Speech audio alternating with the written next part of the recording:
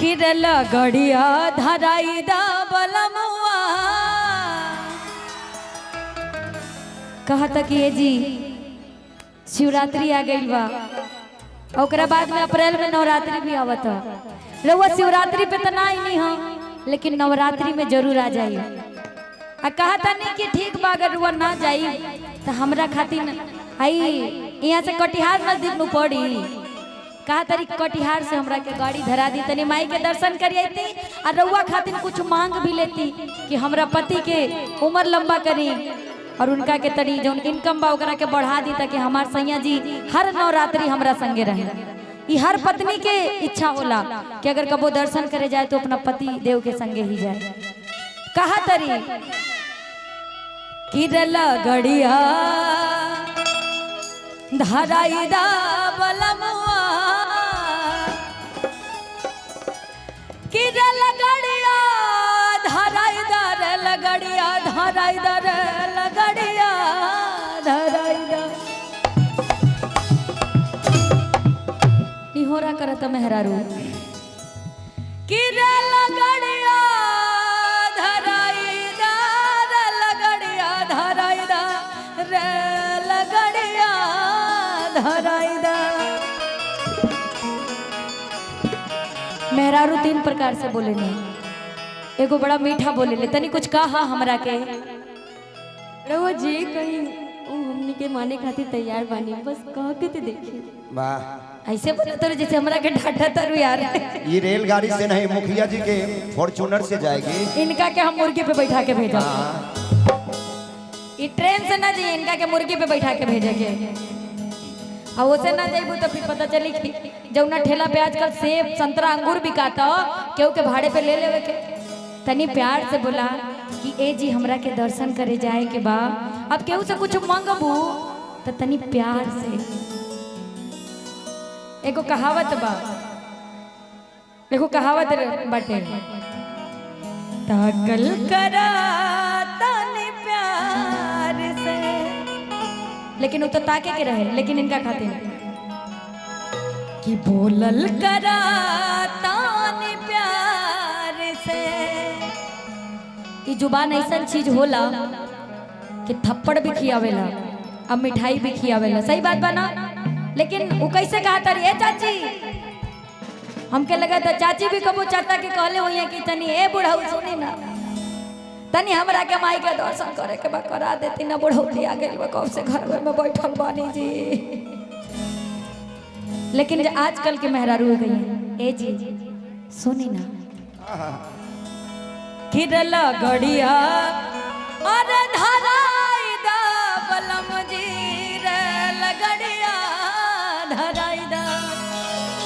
ए चांदनी तू साइकिल से ही बुका हम चाह के चांदनी कितनी बुला दे वाह कितना सुंदर लगत है जी। अगर लड़का होती ना तो प्रोग्राम छोड़ के बेतारा के लेके भाग जाती भले दो चार को लाठी खाती हो ना ले जा देबो हमरा के जायद यही से कहती लड़का होती तो बनू हम तो लड़की बनी और लड़का होती तो लेके भागती तो मारा ना जेती जूता जूता तू लोग का बात करत रहा भाई इतना जने में से इनके केहू के ले जा पाई।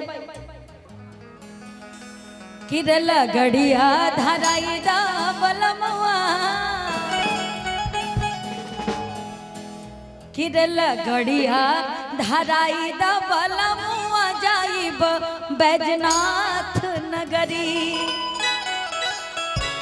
नाथ नगरी हो भोले अरे नाथ नगरी कि नाथ नगरी हो भोले नाथ नगरी रेला घड़िया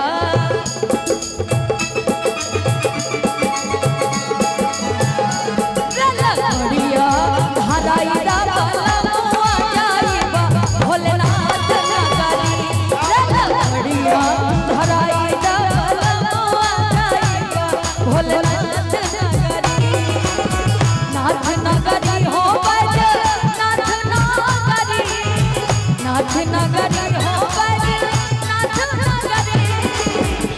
बाकी अब बाबा के का गाना पसंद बा एको झीलम दियाई दा सजना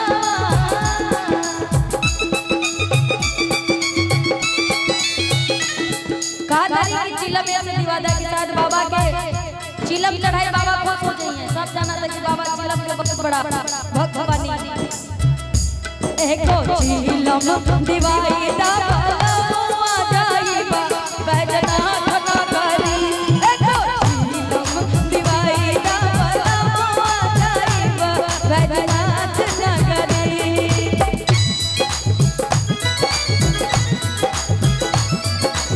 क्या बात है?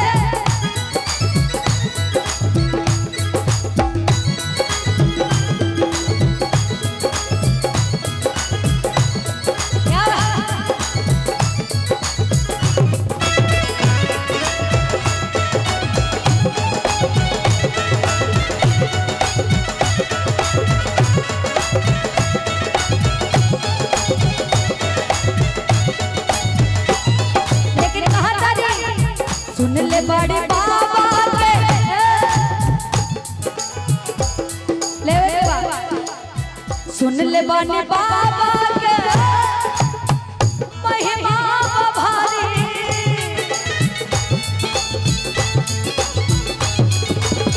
सब कर सुने ला सुनी है हमरो ने पुजारी। क्या बात है? कहा तारी के बाबा सब कर सुने ला सुन ले बने बाबा के महिमा भारी। सब कर सुने ले सुनी है हमरो प्रेम पुजारी।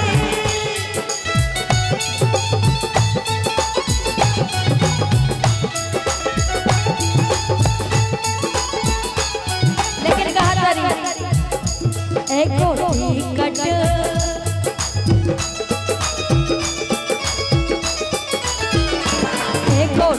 कट कटाई ना बलमुआ।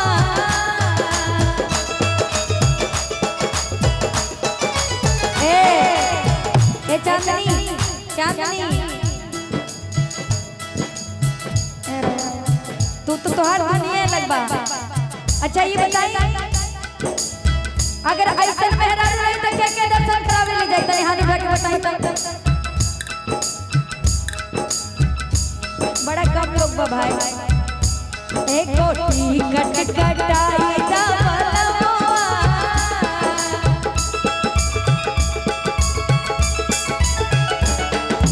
टिकट कटाई दा सैया टिकट कटाई दा राजा टिकट कटाई दा।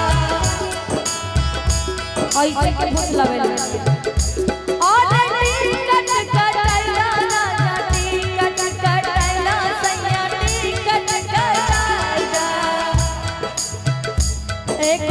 टिकट कटाई दा बलमुआ जाई बाबा धाम नगरी। टिकट कटाई दा बलमुआ जाई बाबा धाम नगरी।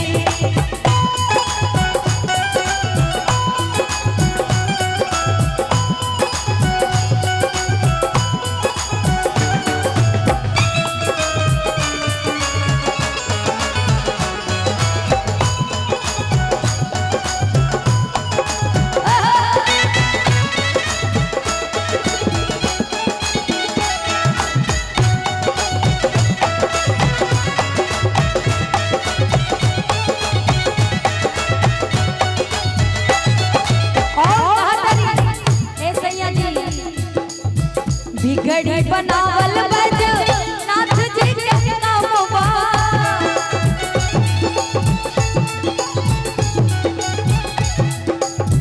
ए जाननी रुके तनी सा और ढोलक वाले भैया में का मिला था जो देने ना मिला था। चांदी का ताली की यार ताली वाली बजाते नहीं थे तनी इनका ताली बजा दी चाचा जी लोग। चाचा जी आई चांदनी तो लोगन के छोड़ के उन्हें बार-बार भागत रही। अच्छा दादी भी आई बड़ी का यही तो चाचा जी का कहा लेके ताली बजवा के मरवई का घरे में। बिगड़ी बनावल बज नाथ जी के गावा।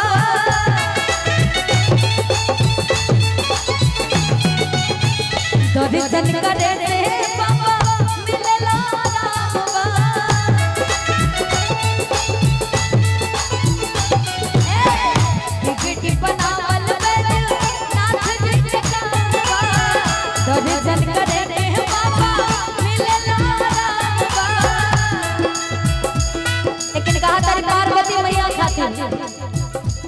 एको चुनरी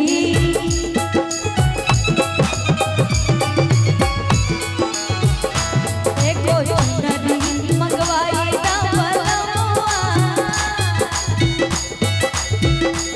एको चुनरी मंगवाई दा बलमुआ जाइब बैजनाथ एको चुनरी मंगवाई दा बलमुआ जाइब बाबा धाम नगरी धाम नगरी हो बैजनाथ नगरी धाम नगरी हो बैजनाथ नगरी तनिका भंगिया तनिका भंगिया मंगवाई दा बलमुआ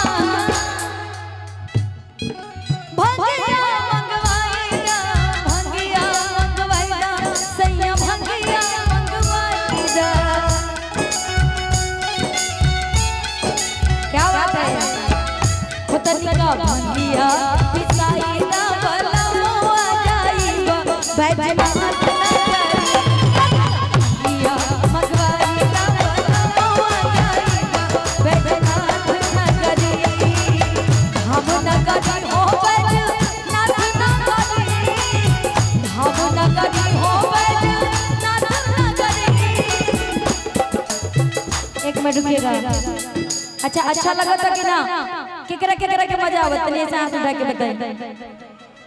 अब देखा केहू के पनीर पसंद बा केहू के बकरा पसंद बा आ केहू के आलू पसंद बा तो तनी मनी रही लेकिन सबका के मजा आई है ना। आ तनी ताली बजा के पूरा हाथ उठा के ताली बजा के हो रहला घड़िया धराई दा बलमुआ जाइब भोलेनाथ नगरी घड़िया धराई दा बलमुआ जाइब बाबा धाम नगरी घड़िया धराई दा बलमुआ जाइब बाबा धाम नगरी घड़िया धराई दा बलमुआ जाइब बाबा धाम नगरी घड़िया धराई दा बलमुआ जाइब बाबा धाम नगरी घड़िया धराई दा बलमुआ